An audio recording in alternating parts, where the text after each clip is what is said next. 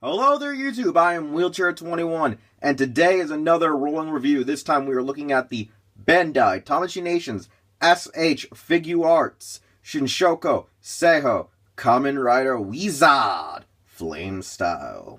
Now, this box looks splendid and is in suit with all the previous other Shinkocchou Seihous.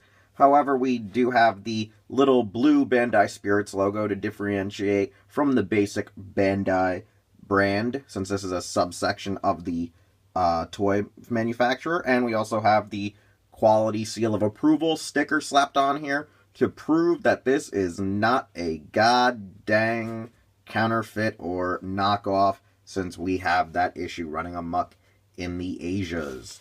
On the back, we also have some of the promotional images one can see on the official Tamashii brand's, I guess you would say, listing for the product information. However, some images do differentiate depending on their blog, actual order page, and etc., so on and so forth. Then with the interior, you have the first layer, which is the base body, and the second layer, which consists of the accessories. Now, as one can see, the actual assortment of hands is 4 pairs of hands, plus 2 additional right hands, as well as the wizard sword gun. Now, the wizard sword gun is split into 3 versions: your sword, your gun, your actual handle and hilt, and then you have a palette of 8 wizard rings, which we'll look at in more depth and closer later in the review. Now, here we have S.H.Figuarts Good Morning Call, Kamen Rider Wizard, out of the box. And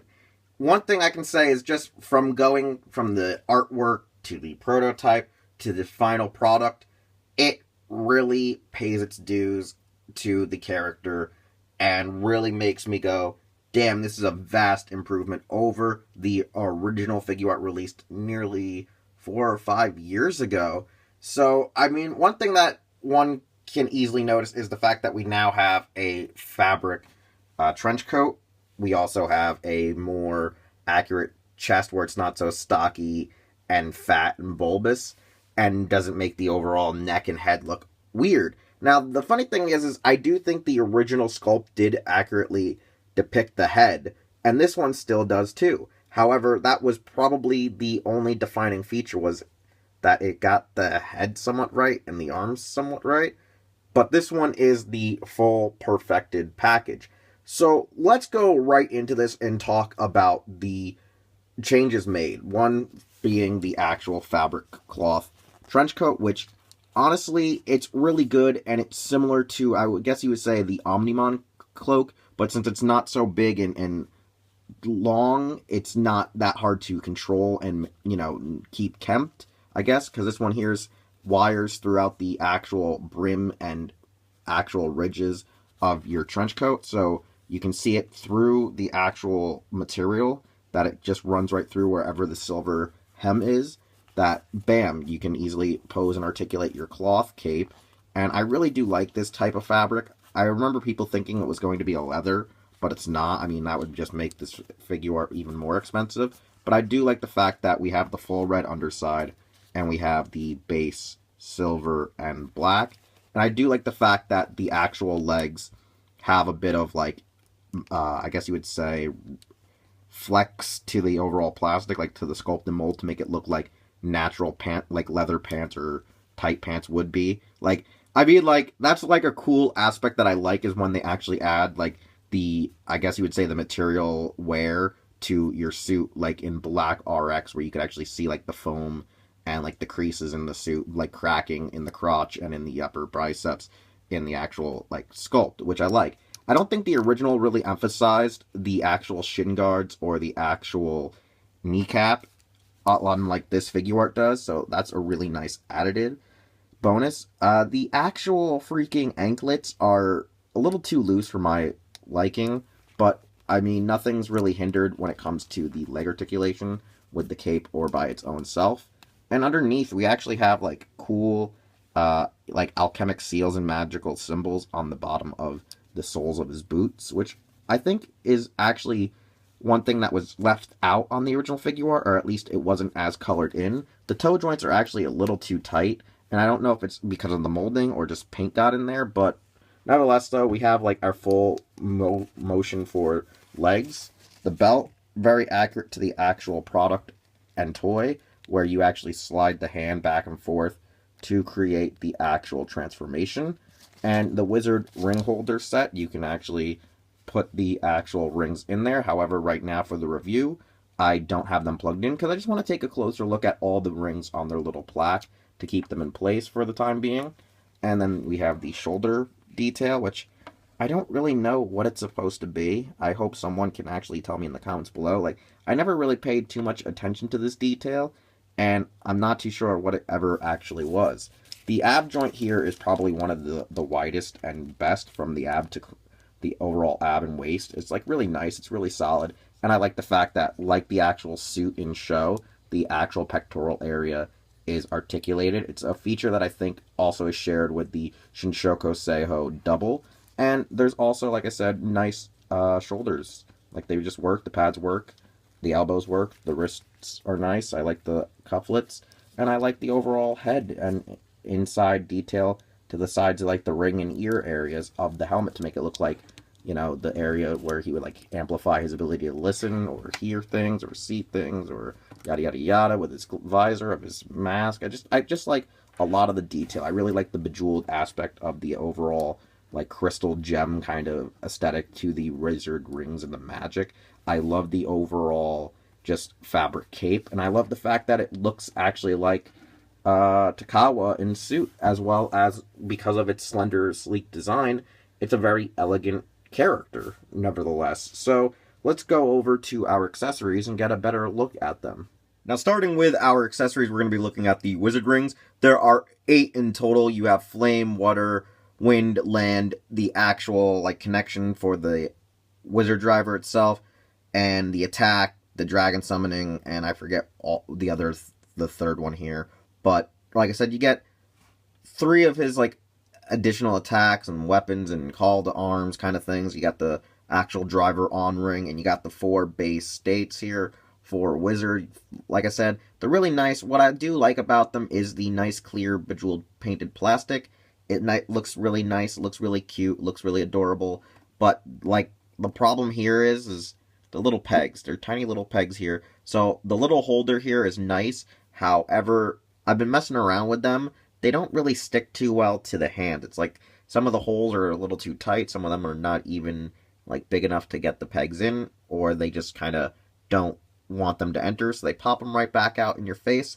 So that means these things can pop off, fly off, and get lost pretty dang easily. Then, as seen as the packaging, the actual wizard sword gun is 3 parts. You have your sword, you have your gun, you have your base handle and hilt where the trigger is. So what I like about it is there is quite a bit of clear plastic. I think this is entirely all clear plastic, just painted up real nice with metallic silvers, and you have your base, like, little hand accessory.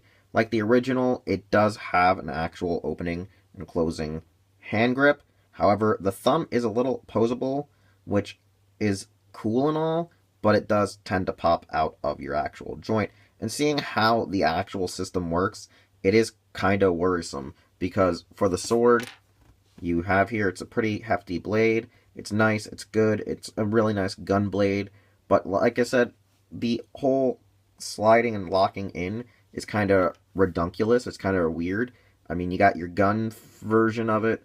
I think the gun locks in and untabs a lot easier. Like, it's still a secure lock-in-place mechanism by you shoving it in and then kind of just, like, swiping it through. Like, I don't know why now it's telling me that I'm screwing up. Oh, it's because I had it upside down. But, so, like, you plug it in, right?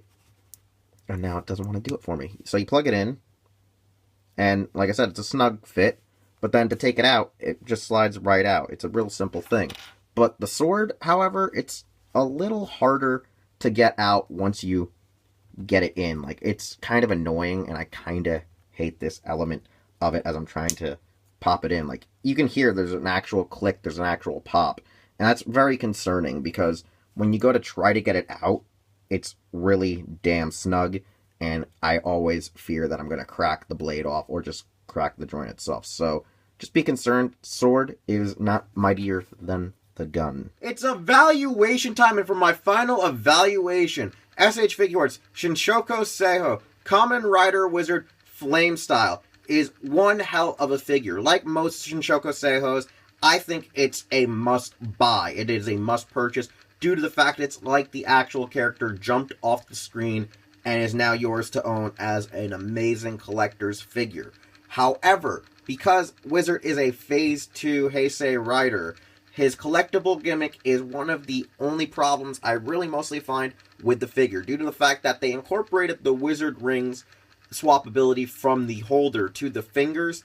These things pop off and can fly almost anywhere if you're not careful, leading to several fans possibly losing some or actually tearing the pegs off the joint in the actual hands because they might not fit or they might be too tight, so on and so forth. Whereas the Wizard sword gun, as I talked about slightly when demoing the weapon, the thumb pops off. It's kind of weird. I didn't know that. It flew off like right before I did the video, and then I had to look like 10 minutes on the floor for it. On top of that, the way that it works on a weird hinge, I feel like some fans may crack and break the sword or the gun off when switching them out and trying to swap them for display purposes. But overall, outside of the issues that I might see people having with the rings and with the actual weapons, there's not that much of a real hassle with the overall body. The torso is well done, the actual crystalline plastic parts for the pecs, the abs, the actual face are great. The new cloth-style trench coat is wonderful, and I think that this is the figure people will need to have. So if you have the original, I insist that you probably should try to sell it and upgrade to this if you already frickin' haven't, because it's just immaculate. It's great, and I really do love it. It's finally good to have a S.H.Figuarts Good Morning Call in its penultimate version. However, I would be looking forward to having Flame Dragon and Infinity as well. I am not too necessarily in love or need of the water, wind, or land, but I would also like to maybe see Beast get made, even though I didn't entirely like the character. I mean, I don't hate the character, I don't love the character, I'm just alright with him, but still, it's great to have Haruto in a true form that really, in a sense, shows and pays respect to the actual suit. Nevertheless, though, if you like this review, please leave a like, leave a comment, and subscribe if you already haven't, as well as check me out on Twitter, Instagram, and HeroClub.com. I'll see you all next time with another rolling review and/or Doyle's DVDs.